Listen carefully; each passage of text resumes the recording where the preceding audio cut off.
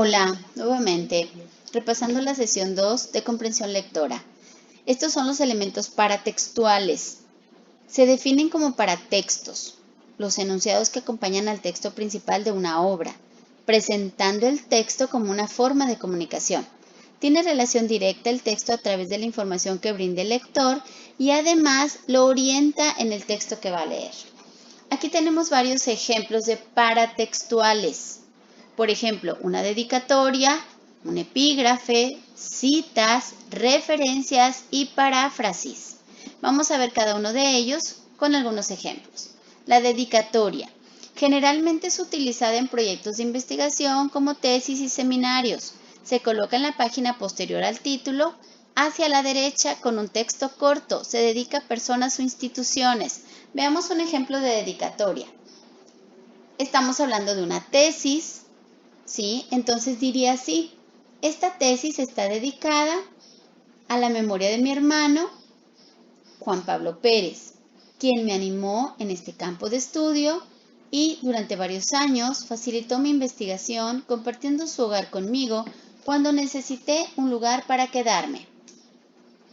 La palabra clave está dedicada y ya ustedes podrían deducir a quién, ¿sí? Pero una dedicatoria como palabra clave se dirige hacia una tercera persona.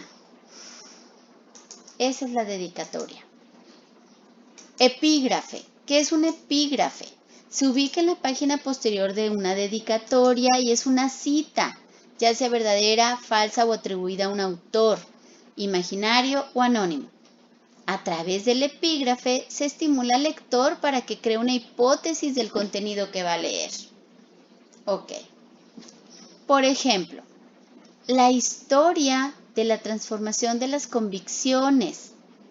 ¿Existe acaso en todo el dominio de la literatura, historia, alguna de interés más palpitante? Chestov, la filosofía de la tragedia. Ok, vamos a analizar el epígrafe. Tenemos un libro en nuestras manos. Queremos buscar de manera concreta de qué trata ese escrito o contenido. Me voy al epígrafe, veo un autor por ahí, el título del libro que es el texto, y esta pequeña frase me va a dar intriga, dependiendo cómo lo maneje el autor, me va a intrigar y llevarme hacia adentro del contenido de ese texto, de esa novela, cuento, leyenda, fábula, historia, obra, llámese como se llame. El epígrafe me va a invitar a que siga, a que me estimule a creer lo que este autor dice acerca del contenido. Citas. Las citas, recordemos, en segundo semestre ustedes vieron las citas de referencia textual, resumen y análisis como fichas de trabajo para elaborar su monografía. Pues bien, aquí estamos recordando que estas son empleadas para destacar una idea, no lo olviden. A veces con nuestras manos hacemos ademanes entre comillas, ¿ok? Esas son las citas. Destacamos ideas que queremos transmitir.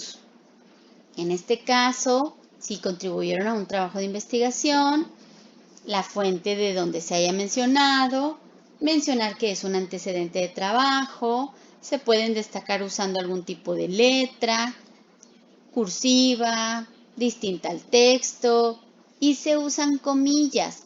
No olviden, las citas textuales van entre comillas.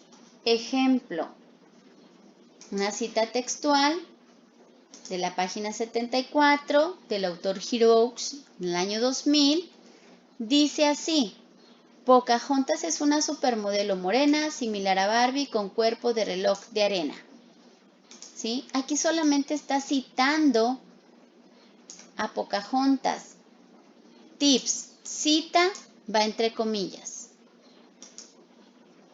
principalmente. ¿Ok? Referencias.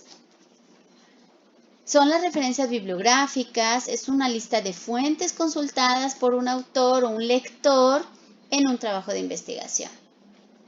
Ejemplo de una referencia. Esto lo hacen ustedes diariamente en sus trabajos o actividades encargadas por sus docentes y siempre les pedimos que no se olviden de colocar las referencias o fuentes de donde fueron consultados sus elementos ahí plasmados. Este es formato APA, que es la que actualmente se solicita, y no deben de olvidar esa parte de la referencia. Nombre del autor, empezando con el apellido en mayúscula, su nombre, título de la publicación, en esta ocasión ya no van subrayados, ¿sí? El año, en su defecto, si es primera edición no se pone, a partir de la segunda sí, y si tiene casa editorial. ¿Qué es una paráfrasis? Una paráfrasis es hacer más pequeño o un comentario más explicativo de un texto que es difícil de entender. Entonces, por eso en ocasiones decimos, parafraseame esto, lo hago más pequeño, uso sinónimos. Ejemplo, el ignorante afirma, el sabio duda y reflexiona. Esto lo dijo Aristóteles. De un gran texto se hizo una paráfrasis, ¿sí? Y por ejemplo aquí de esta pequeña cita textual se está haciéndola más entendible. Quien es inteligente sabe que no conoce todo y reflexiona antes de hablar. Eso es a lo que se refiere esta cita textual, parafraseada con sinónimos para poder hacerlo más entendible. ¿Qué propósito y utilidad tiene un texto? Cuando hablamos del propósito de un texto, nos referimos a su intención comunicativa, misma que depende de la situación en la que se produce determinado texto. Con esto terminamos. Para continuar con nuestro laboratorio de ejercicios, nos vemos en el siguiente video para aclaración de dudas.